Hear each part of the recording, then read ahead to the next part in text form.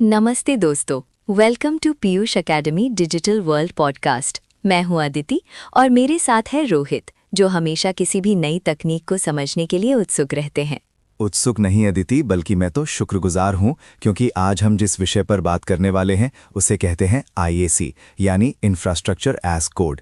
सच बताऊं, पहले server setup करना ऐसा लगता था जैसे किसी सरकारी दफ्तर के चक्कर काटना। एक काम के लिए 10 बार क्लिक करो और फिर भी काम पूरा ना हो। बिल्कुल सही। वो जमाना गया जब इंफ्रास्ट्रक्चर मैनेज करने के लिए लोग GUI पर माउस घिसते थे और चाय कॉफी के ब्रेक गिनते रहते थे। क्लाउड कंप्यूटिंग और डेवऑप्स की क्रांति ने IT की दुनिया को पूरी तरह बदल दिया है, और इस बदलाव का जो सबसे बड़ा हीरो है वो है IAC। तो अदिति, हमारे उन श्रोताओं के लिए जो शायद IAC को सुनकर थोड़ा कंफ्यूज हो रहे हों, आप इसे सरल भाषा में कैसे समझाएंगी? क्या ये बस सर्वर सेटअप को ऑटोमेट करने का फैंसी नाम है? नहीं, ये उससे कहीं ज्यादा है। IAC का मतलब है कि आप अपना पूरा IT इंफ्रास्ट्रक्चर, जैसे server, networking, storage, load balancer, यहाँ तक कि सिक्योरिटी रूल्स भी, उन्हें मैन्युअली सेटअप करने के बजाय कोड के रूप में परिभाषित करते हैं। सोचिए, जैसे हम कोई एप्लीकेशन बनाने के लिए कोड लिखते हैं, वैसे ही अब इंफ्रास्ट्रक्चर बनाने के लिए भी कोड लिखा जाता है। वाह, मतलब अब गलती की गुंजाइश कम। पहले तो यही होता था कि डेव एनवायरनमेंट में सब बढ़िया चल रहा है, लेकिन जैसे ही प्रोडक्शन में गए पता चला कि फायरवॉल का एक रूल तो लगाना ही भूल गए थे, और फिर रात के 2 बजे वो ह्यूमन एरर ढूंढो। एग्जैक्टली। ह्यूमन एरर IAC का सबसे बड़ा दुश्मन है, और IAC इसे जड़ से खत्म कर देता है। यही तो IAC का सबसे बड़ा फायदा है, कंसिस्टेंसी, यानी एक रूपता।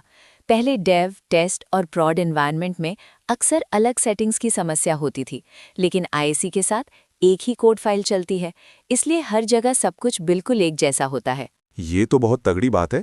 मतलब अगर मेरा कोड कहता है कि मुझे 8 GB रैम वाला एक सर्वर चाहिए और उस पर उबुंटू 22.0 चाहिए, तो वो हर बार हर जगह बिना किसी सवाल के बिल्कुल वैसा ही बनेगा। ये तो जादू है। जादू नहीं रोहित, ये टेक्नोलॉजी है।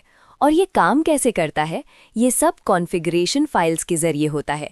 इन फाइलों में आप विस्तार से बताते हैं कि आपको क्या क्या चाहिए।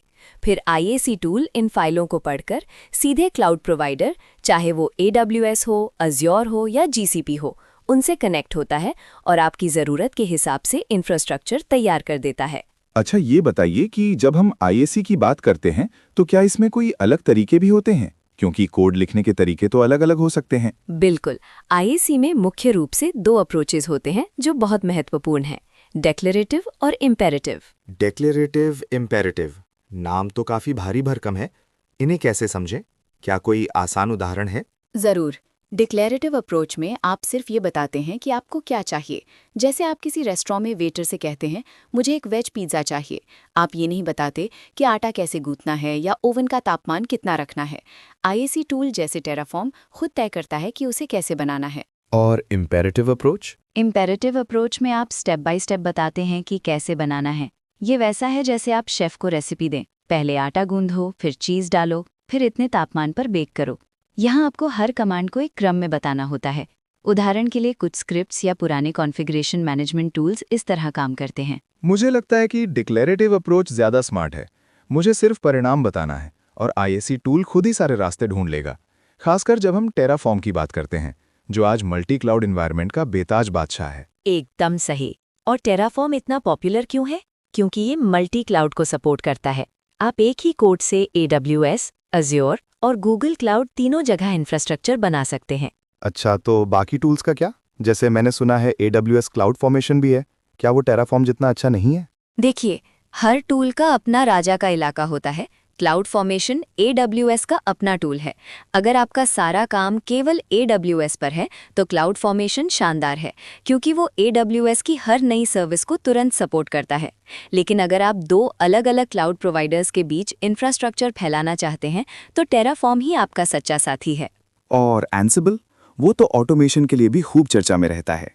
एंसिबल एक बड़ा मज़ेदार टूल है रोहित। इसे एजेंटलेस कहा जाता है।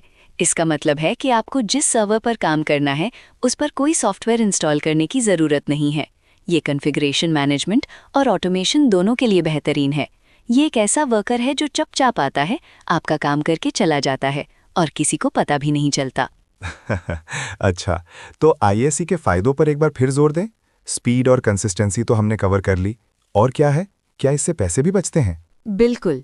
IAC का एक बहुत बड़ा फायदा है वर्जन कंट्रोल। सोचिए अब आपके इंफ्रास्ट्रक्चर की सेटिंग्स भी गिट में स्टोर हो सकती हैं।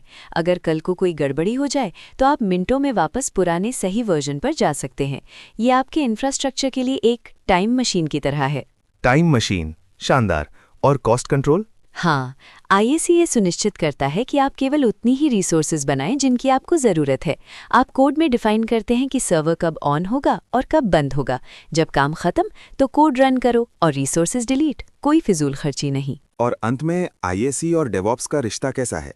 मैंने सुना है कि IAC को डेवॉप्स का बैकबोन कहा जाता है। एकदम सही। डेवऑप्स का लक्ष्य है तेजी से और भरोसेमंद तरीके से सॉफ्टवेयर रिलीज करना। IAC इस प्रोसेस में इंफ्रास्ट्रक्चर ऑटोमेशन लाकर CI/CD यानी continuous integration continuous deployment pipeline को मजबूत करता है। ये डेव टीम और ऑप्स टीम के बीच के पारंपरिक मतभेदों को कम करता है, क्योंकि अब दोनों टीमें एक ही कोड पर काम कर रही हैं। मतलब अब डेवलपमेंट टीम को इंफ्रास्ट्रक्चर के लिए ऑप्स टीम का इंतजार नहीं करना पड़ेगा। वो खुद ही कोड रन करेंगे और इंफ्रास्ट्रक्चर तैयार हो जाएगा। ये तो IT की दुनिया में आपसी झगड़े खत्म करने का सबसे आसान तरीका है। बिल्कुल। तो दोस्तों, चाहे वो टेराफॉर्म हो, क्लाउड फॉर्मेशन हो या एंसिबल, IAC अब सिर्फ एक तकनीक नहीं बल्कि क्लाउड इंफ्रास्ट्रक्चर मैनेजमेंट का नया मानक बन चुका है। जो कंपनियां इसे अपना रही हैं, वे तेजी, भरोसे और कम खर्च पर काम कर रही हैं। नमस्कार। जब आप किसी IT कंपनी के बारे में सुने तो जान ले कि उनके बैकएंड में IAC जरूर कहीं ना कहीं काम कर रहा होगा, उनकी रातों की नींद बचा रहा होगा। आज के लिए बस इतना ही। हम जल्द ही किसी और रोमांचक विषय के साथ वापस आएंगे। तब तक के लिए कोड करते रहिए और मुस्कुराते रहिए। नमस्कार। Like, share, subscribe.